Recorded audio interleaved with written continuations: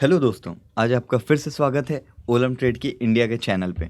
और आज हम लोग सीखेंगे कि कैसे हम लोग मार्केट क्रैश में ट्रेड कर सकते हैं। क्या आपको डिसीजन लेना चाहिए, किस तरीके से एनालाइज करना चाहिए, कौन से एसेट्स पे ध्यान देना चाहिए।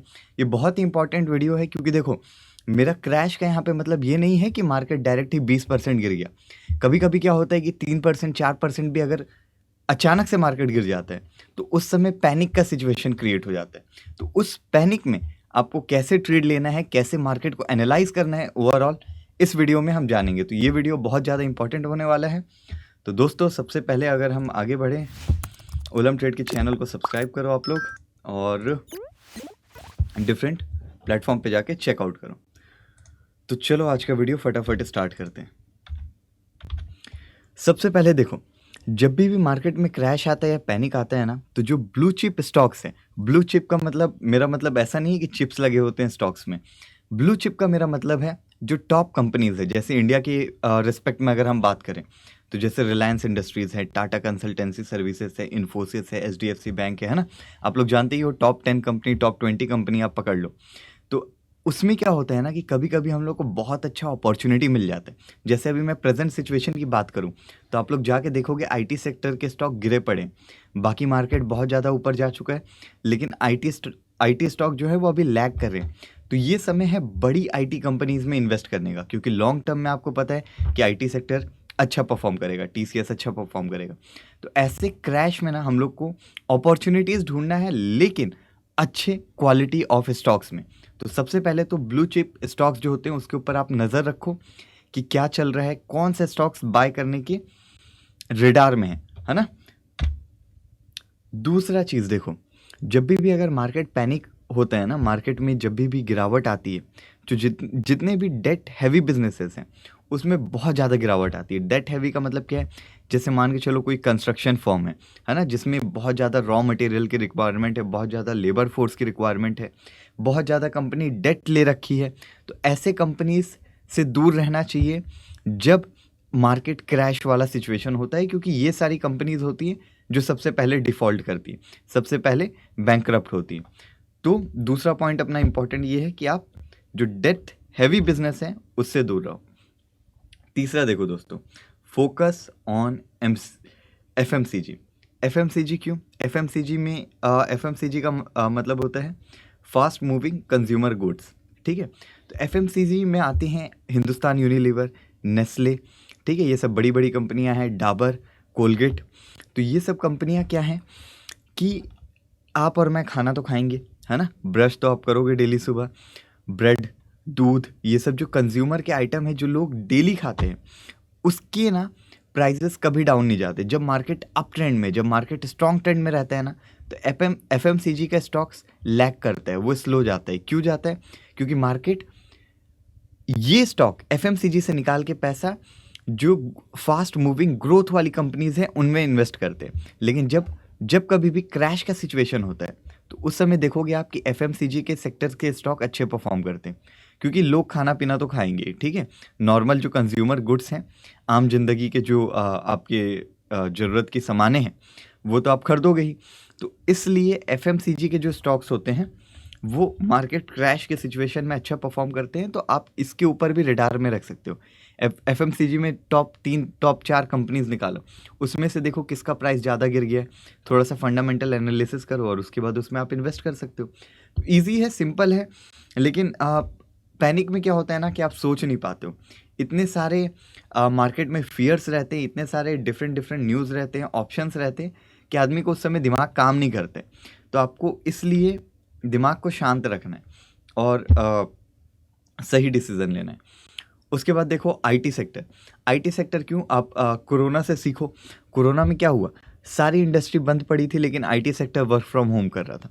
तो इससे हमको ये पता चलता है कि जितनी भी टेक्नोलॉजी बेस्ड कंपनी है, विप्रो, इन्फोसिस, एचसीएल टेक, है ना, या फिर अगर इंटरनेशनल लेवल पे बात करें हम तो एप्पल के स्टॉक्स हो गए, माइक्रोसॉफ्ट वगैरह, नेटफ्लिक्स वगैरह। तो ऐसे समय में मार्केट क्रैश में भी IT sector work from home करके नॉर्मल फंक्शन को मेंटेन कर सकता है। कोई कंस्ट्रक्शन की कंपनी ये काम नहीं कर सकती, लेकिन आईटी सेक्टर ये कर सकता है। तो जब भी क्रैश का सिचुएशन है, मार्केट में पैनिक का सिचुएशन है, तो आईटी सेक्टर पे आप नज़र रख सकते हो कि जैसे फॉर एग्जांपल अभी आईटी सेक्टर बहुत अच्छे वैल्यूएशन पे इंडिया में, तो आप उसमें पैसा इन्वेस्ट कर सकते हो।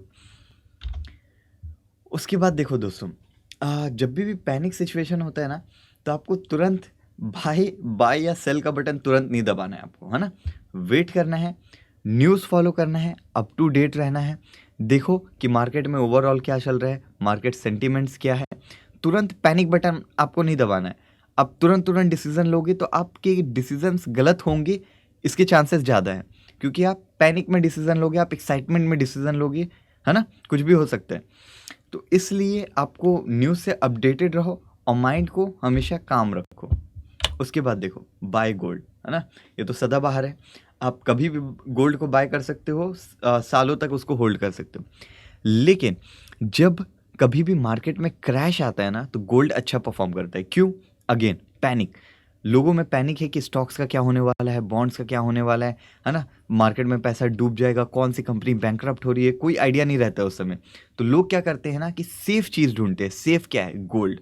लोग गोल्ड खरीदते हैं। गोल्ड से ज़्यादा सेफ क्या हो सकता है, सोचो। तो इसलिए कभी भी मार्केट क्रैश होता है ना, तो आप देखो, अब मैं यहाँ पे आपको कितने सारे ऑप्शन बता दिए। क्रैश में आप कहाँ कहाँ ट्रेड कर सकते हो? गोल्ड, एफएमसीजी, आईटी सेक्टर, है ना। 3-4 सेक्टर अपने को पता चल गया कि कैसे कैसे आप ट्रेड कर सकते हो।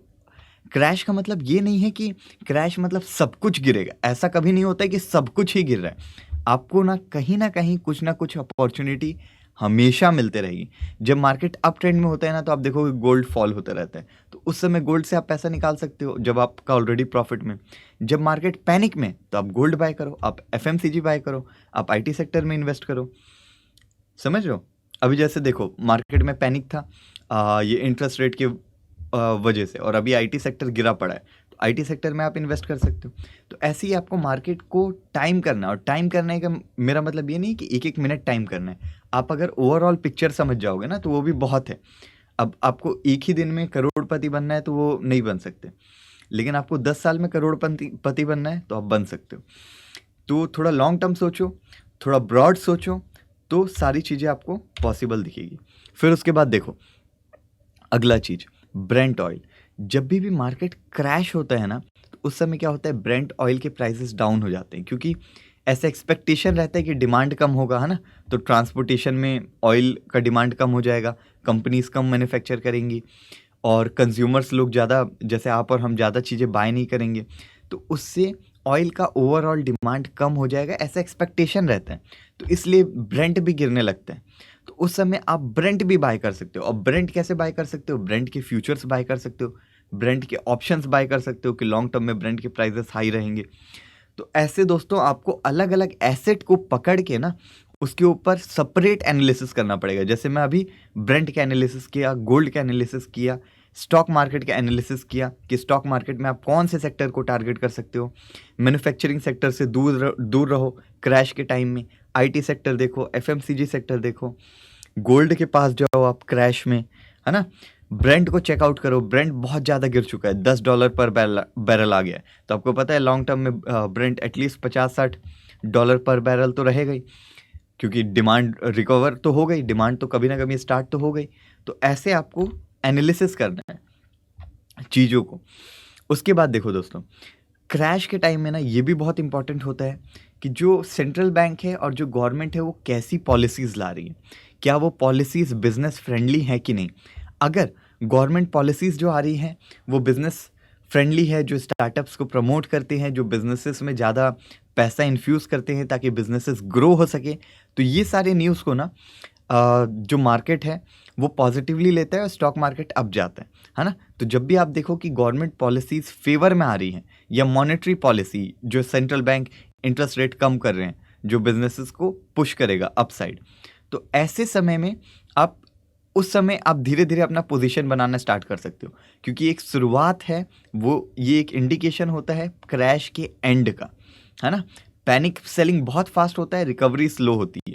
तो पैनिक सेलिंग हो चुका है, आप देख रहे हो कि हाँ, अब पॉजिटिविटी आना स्टार्ट हो गई है, गवर्नमेंट की पॉलिसीज़ अच्छी आ रही हैं, मॉनेटरी पॉलिसीज़ में इंटरेस्ट रेट कम हो रहा है, गवर्नमेंट स्पेंडिंग बढ़ रहा है। तो उस समय में आप थोड़ा थोड़ा पोजीशन बनाना चालू करो। जैसे मान के चलो आपके पास 10 लाख का कैपिटल है, तो 2 लाख इन्वेस्ट करो, फिर देखो, फिर कुछ समय बाद 2 लाख इन्वेस्ट करो न्यूज़ के हिसाब से कैसा न्यूज़ बन रहा है, फिर 1 लाख इन्वेस्ट करो। एक ही बार में पूरा नहीं डालना है पैसा, थोड़ा थोड़ा करके आप इन्वेस्ट कर सकते हो। और मेन मेन यही है, कभी भी मार्केट में क्रैश है, क्रैश कोविड जैसा हर बार नहीं होगा कि 20-25% गिर रहे हैं। अभी आप पिछले महीने देखो, थोड़ा सा क्रैश आया था ना, 5% 7% का, एक हफ्ते तक लगातार डो जोन्स गिरा, क्योंकि यूएस में इंटरेस्ट रेट बढ़ने का न्यूज़ था। तो ऐसे सिचुएशन में आपको पैनिक नहीं करना है और ना रश करना है। पैनिक तो छोड़ो, लोग ये भी ध्यान नहीं देते हैं, उनको क्या लगता है स्टॉक मार्केट गिरा मैं तुरंत बाय कर लूँ, तुरंत ही एक ही बार में पूरा पैसा ही डाल दूँ मैं, क्योंकि ऐसी अपॉर्चुनिटी ही नहीं मिलेगी मेरे को कभी। तो ये काम भी नहीं करना है आपको, रश भी नहीं करना है, पैनिक भी नहीं करना है। आपको काम रहना है और सोच समझ के डिसीजन लेना है। कैसे सोचोगे, इस वीडियो में मैंने काफ़ी हद तक एक्सप्लेन कर दिया है। कौन से एसेट्स को आप टारगेट कर सकते हो, कौन से सेक्टर को आप टारगेट कर सकते हो, और कंपनीज को आप फिल्टर करो कि डेट फ्री होनी चाहिए वो कंपनी, ताकि वो डिफ़ॉल्ट ना कर जाए और आपका पैसा ना डूब जाए। तो दोस्तों, ये बहुत ही ब्रीफ, शॉर्ट, सिंपल वीडियो था, जिसमें आपको काफ़ी कुछ जानने को होपफुली मिला होगा। और अगर आपको ये वीडियो पसंद आया तो लाइक करो और मेरे को कमेंट में बताओ कि हाँ, आपको ये वीडियो पसंद आया। और ऐसे ही मैं आपके लिए फंडामेंटल बेस्ड वीडियोस लाते रहूँगा, जो आप सोच सको। आपका सोच को मेरे को डेवलप करना है ना, कि आप एक प्रॉफिटेबल ट्रेडर की तरह सोच सको, एक ऐसा माइंडसेट बना सको। तो उसके लिए मैं यहाँ पे हूँ, और बाकी डिफरेंट प्लेटफॉर्म पे जाके तो आप लोग चेकआउट करो ही। और ठीक है दोस्तों, तो इस वीडियो के लिए इतना ही। और मेरे को कमेंट में ज़रूर बताना आपको ऐसे ही वीडियोस चाहिए जो आपको लॉन्ग टर्म में एक करेक्ट माइंडसेट के साथ एक प्रॉफिटेबल ट्रेडर बनने का जर्नी आप शुरू कर सको मेरे साथ। ठीक है, तो दोस्तों इस वीडियो में इतना ही। Bye bye.